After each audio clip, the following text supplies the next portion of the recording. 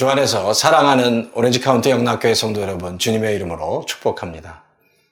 함께 드릴 찬송은 383장 눈을 들어 산을 보니 함께 찬송하도록 하겠습니다.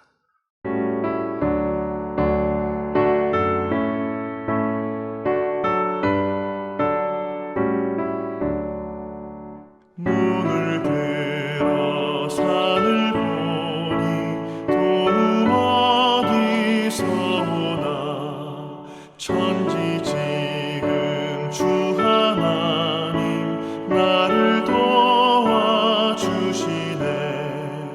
나의 발이 실족 않게 주가 깨어 지키며 택한 백성 항상 지켜 길이 보호하시네.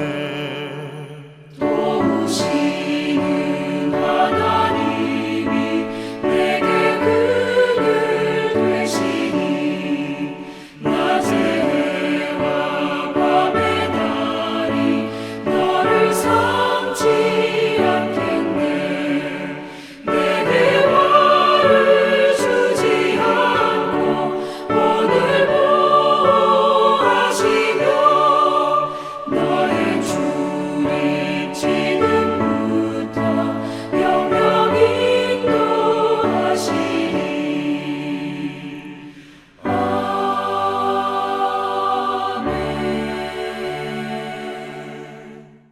오늘 제목은 로마군인 백부장의 믿음입니다. 오늘 본문 마태복음 8장 5절에서 8절 말씀입니다.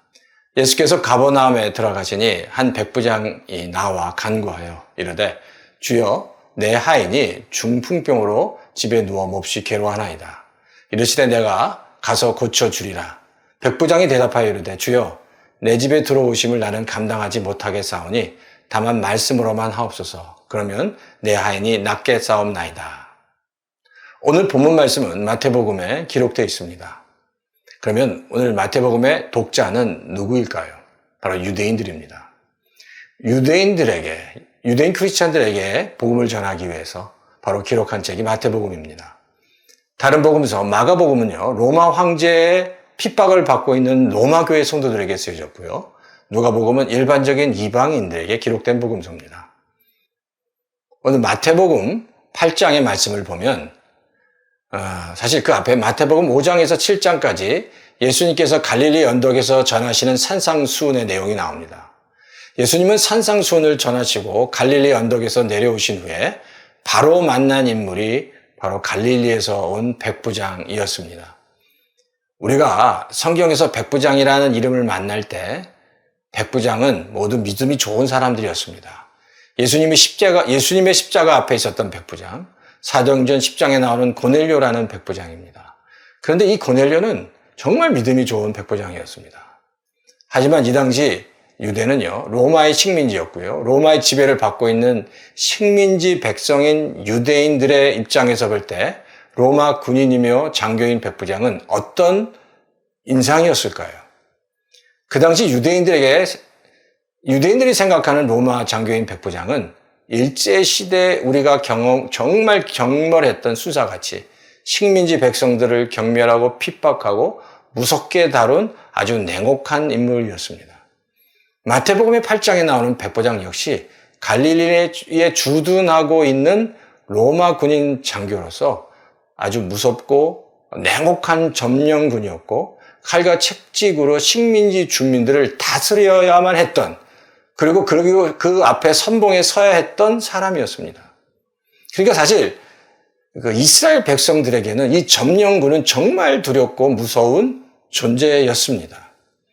그런데 마태는 마태복음의 독자인 유대인들에게 이 정말 무서운 점령군 장교인 백부장을 유대인들이 가장 혐오하는 이방인이며 점령군인 백부장을 소개하면서 그의 믿음을 기록하고 있는 겁니다.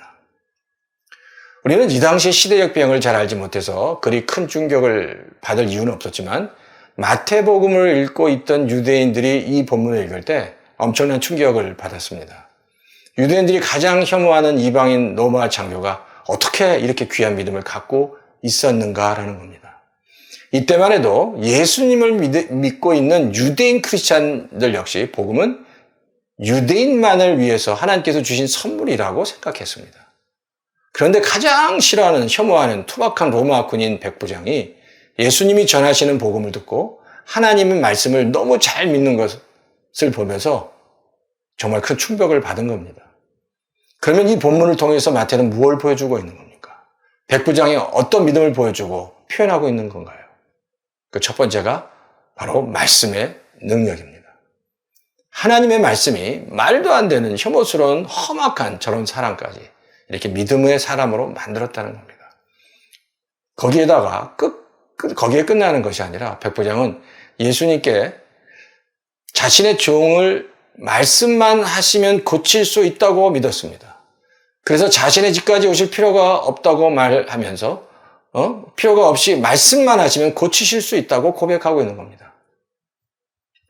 어떻게 멀리서 온 이방인 장교에게서 이런 믿음이 생길 수 있는 것인가요?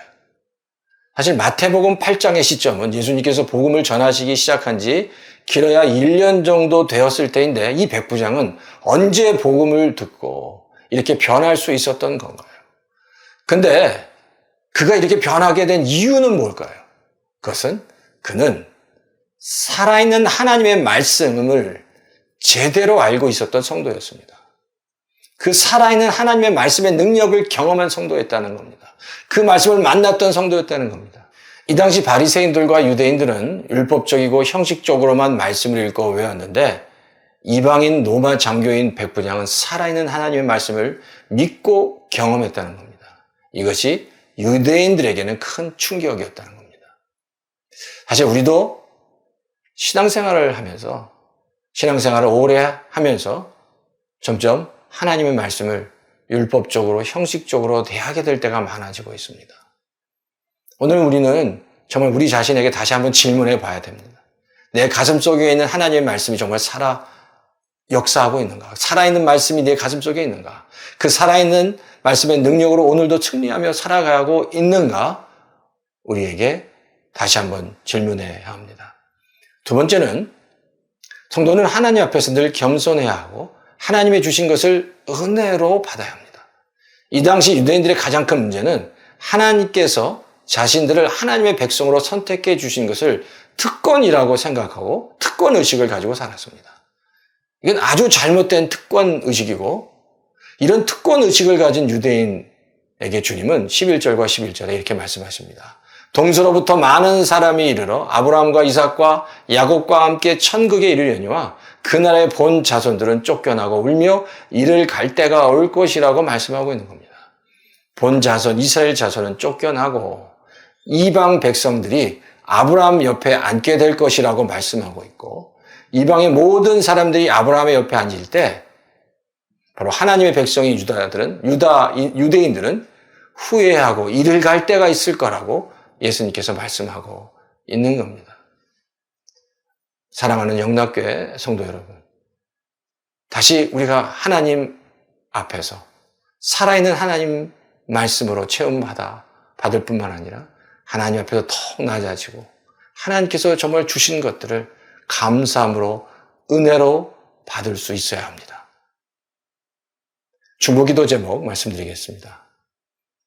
첫째는 문제 가운데 있는 성도님들, 질병 가운데 힘들어하는 성도님들을 정말 하나님의 살아있는 생명의 말씀을 통해서 다시 회복되는 역사가 있게 해주십시오. 기도해 주시기 바랍니다.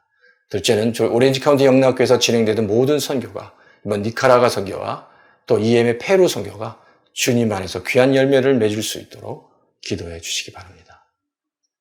기도하겠습니다. 하나님, 살아계신 하나님의 말씀의 능력으로 오늘 하루도 승리하기 원합니다.